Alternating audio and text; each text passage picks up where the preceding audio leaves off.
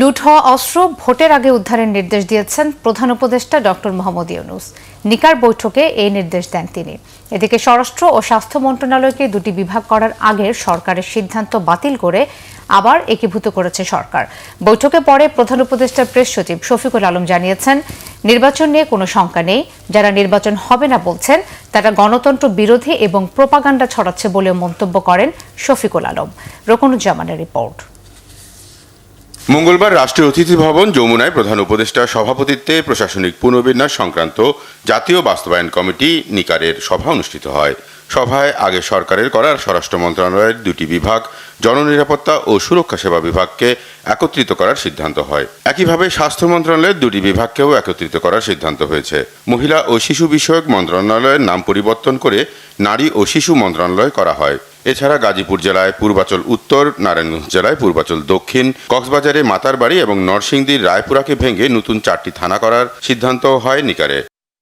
পরে রাজধানীর foreign service একাডেমিতে বৈঠকের সিদ্ধান্ত নিয়ে ব্রিফিং করেন প্রধান উপদেষ্টার প্রেস সচিব। জানান, প্রধান উপদেষ্টা নির্বাচনে নিরাপত্তার উপর জোর দিয়েছেন। চিফ অ্যাডভাইজার আজকের মিটিংয়ে আবার এই নির্বাচনের কথা বলেছেন এবং নির্বাচনের আগে উনি অস্ত্র উদ্ধারের উপর জোর দিয়েছেন। উনি বলেছেন যে লুট করা অস্ত্র যে করেই হোক ইলেকশনের আগে যত দ্রুত পারা যায় এগুলোকে উদ্ধার করতে হবে। বলেন, যারা এখনো নির্বাচন নিয়ে শঙ্কা প্রকাশ করছেন তারা প্রোপাগান্ডা চালাচ্ছে। নির্বাচন নিয়ে কোনো রকমের কোনো আনসার্টেনটি নেই ইনশাল্লাহ, এবং নির্বাচন খুব ভালো হবে, ফ্রি, ফেয়ার, পিসফুল, ফেস্টিভ হবে। বাংলাদেশের মানুষ সবাই ভোট কেন্দ্রে আসবেন আমরা আশা করছি। এটা রেকর্ড টার্ন আউট হবে, এটা আমরা আশা করছি। দুই একজন ফেসবুকে বা ইউটিউবে এসে বিভ্রান্তি ছড়ানোর চেষ্টা করেছেন এবং আমরা তাদের পাসটা জানি, তাদের অনেকের যে পিছনটা আমরা জানি। তারা 15.5 বছর কি পরিমাণ দালালি করেছেন এটা আমাদের খুব ভালো মতো জানা আছে। সংবাদ সম্মেলনে সারা দেশে 42,000 ভোট কেন্দ্রে সিসি ক্যামেরা লাগানো সহ সব প্রস্তুতি দ্রুততার সাথে এগিয়ে চলছে বলেও জানানো হয়। আমরা মনে করি পরিস্থিতি যথেষ্ট ভালো।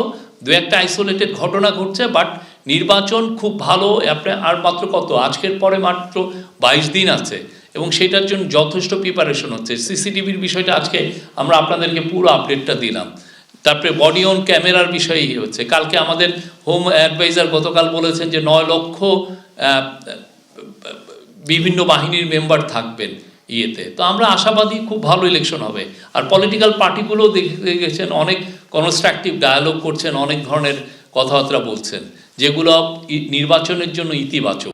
রকুনুজ্জামান, বাংলা ভিশন, ঢাকা।